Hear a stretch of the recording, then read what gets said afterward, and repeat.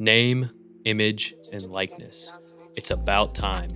July 1st marked the most influential day in NCAA history, but what exactly is going on? In short, and if you get nothing else from this video and you want to click off now, here's the answer. College athletes under the NCAA are finally getting paid. And I mean finally because it's long overdue. The NCAA has been behind the ball on this for years. It's cost numerous athletes like James Wiseman their eligibility. Before we get into the changes though, we have to know what the environment was like before July 1st. Up until the 1st, college athletes were barred from being able to make independent money from their own name without forfeiting their NCAA eligibility. For example, athletes could not charge for an autograph, a public appearance, advertisement for a brand, or even monetize a YouTube channel. Clearly, there was an issue here, and I'll get into some of the common arguments against name, image, and likeness in a bit, but clearly there was something wrong. Players, athletes, people should be able to monetize off their own name. There have been plenty of examples, but one that is very notable is Donald De La Haye, more popularly known as Destroying on YouTube, who was made ineligible as a kicker at UCF for having a YouTube channel, or Aaron Adair, who got kicked off the Oklahoma baseball team for monetizing a book about surviving cancer. Today, Destroying has over 3.42 million subscribers. Clearly it worked out for him, but why did he have to sacrifice playing college football?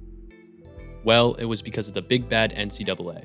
When I had the privilege to interview Isaiah Livers, one of the leaders in the #NotNCAA property movement a couple months ago, he had this to say about the current situation with the NCAA. This is how it's supposed to be. Right. What's going on in NCAA is not how it's supposed to be.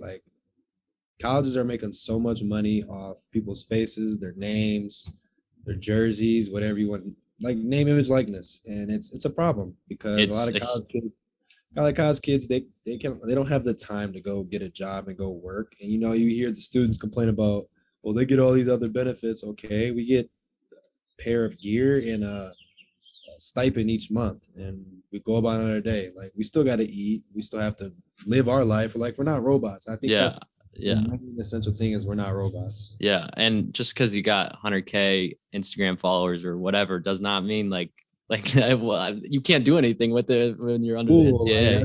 That's cool. It's not really helping it's going to help after college, but during college, obviously we're not allowed to accept gifts and benefits and stuff. But there's no reason for that. In my mind, there is no reason why a person should not be able to build their brand in college, right? That's the problem. They look at us as players, not people. So with how unfair this was that college athletes couldn't make money off their name, individual states stepped in, California the first, and made it illegal for athletes not to be able to make money off their name, image, and likeness under the NCAA. 5 other states followed and made their deadline July 1st for athletes to get paid, those being Alabama, Florida, Georgia, Mississippi, and New Mexico. So this was a step in the right direction, but clearly there was an issue here, leaving it up to the state.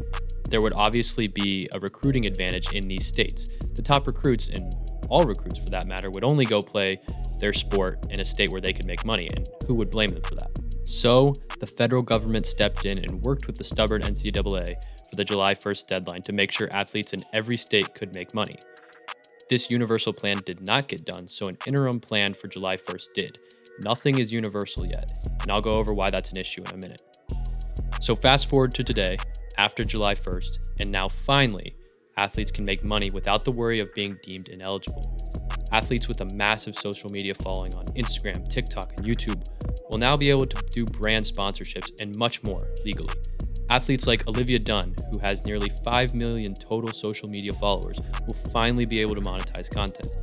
In fact, she's expected to earn the most from the NIL rule. Players wasted no time getting their bag. As soon as midnight hit, players were endorsing companies. Twin basketball players for Fresno State, Haley and Hannah Cavender, signed with Boost Mobile, and they will be promoting the company on social media. Loads of college basketball players have announced that they will join Cameo and numerous other brands. Guys like Jordan McCabe will finally be able to monetize their following and podcast.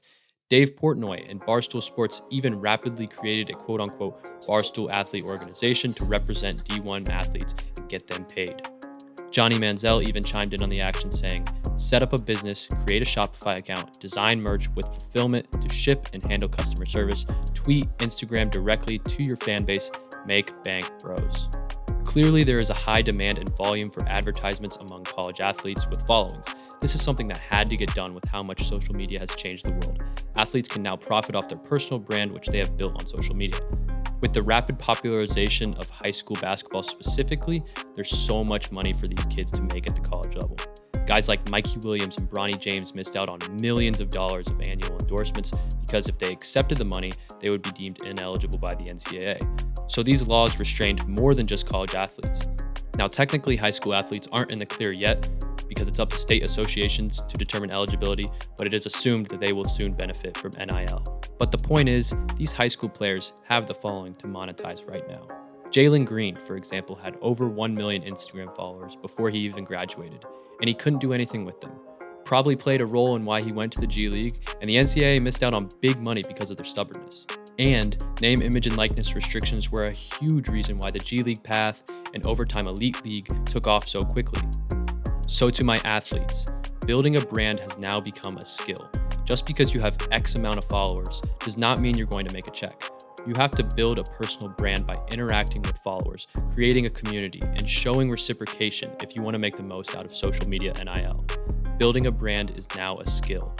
Take time to build a genuine audience.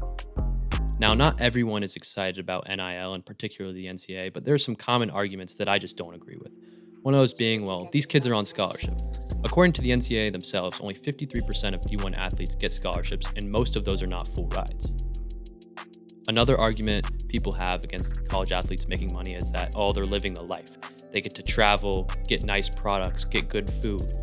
And while that's true, they're also putting in an insane amount of hard work, and it's strenuous. When I had the opportunity to interview national champion Maceo Teague back in last fall, he had this to say about his daily routine. I can't imagine what it's like at a high D1 school like that. Like that literally is like what you do, right? Like that's all, like eat, sleep, play basketball, right? You just get up, go shoot in the morning, go to class, go to practice, then do your rehab treatment. You might shoot before you do that. And then at that point, you got to come back, do your homework and stuff. Then it's like 8:30, 9 o'clock at night. So yeah, it's like those days on repeat. Clearly, it's not something that's easy.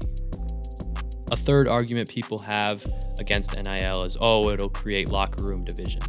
And Jay Billis spoke about this, but athletes are used to competition. They are used to fighting for a spot. And if a player can't handle another player making money or themselves making money at the college level, there's probably a deeper issue there, and the coach will probably have to step in. But I don't anticipate this being some long-term issue that causes divide in the locker room. As a college athlete that's getting paid, that's just something you have to accept. Somebody else is going to make more than you. That's just the free market. Now, the last thing I've been hearing frequently is players will just become ads.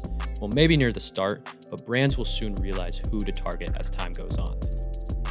It's going to be chaos in these next few weeks, but that can be expected. Kids want to get paid. Kids deserve to get paid. But like I said, it's chaos right now. Nobody really knows what's going on. Like I said in the beginning, there's no universal set of rules right now. This is an interim plan.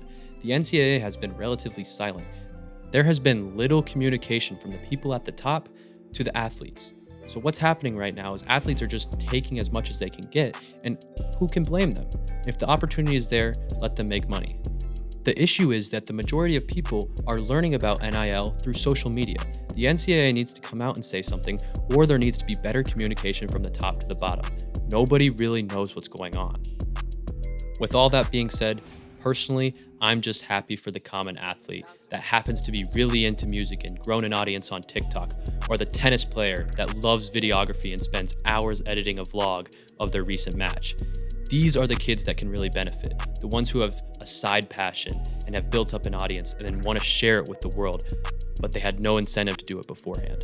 I do want to say two things to my athletes though, and I think Kentucky commit Sky Clark said it best.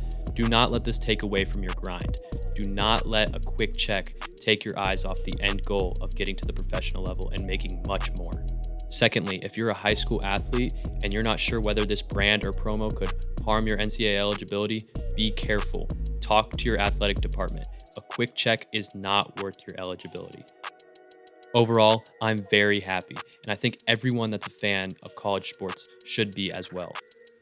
This is a monumental decision for the NCAA. It has completely changed the landscape, and honestly, I think it's a win for everyone involved, even the stubborn NCAA.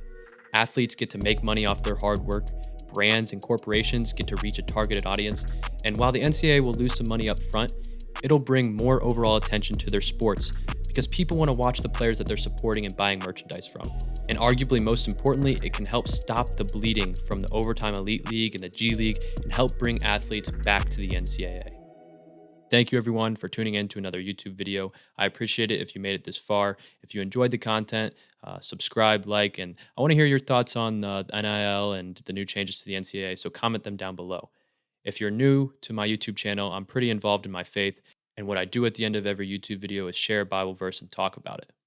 So with that being said, today we've got Luke 6:35, and it says, "But love your enemies, do good to them, lend to them without expecting to get anything back.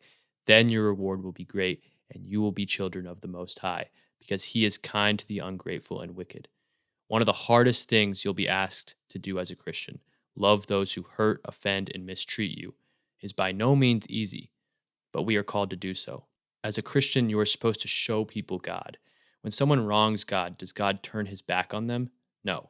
He continues to welcome them with open arms and offers love. What example are we setting if we don't show love to those who wrong us?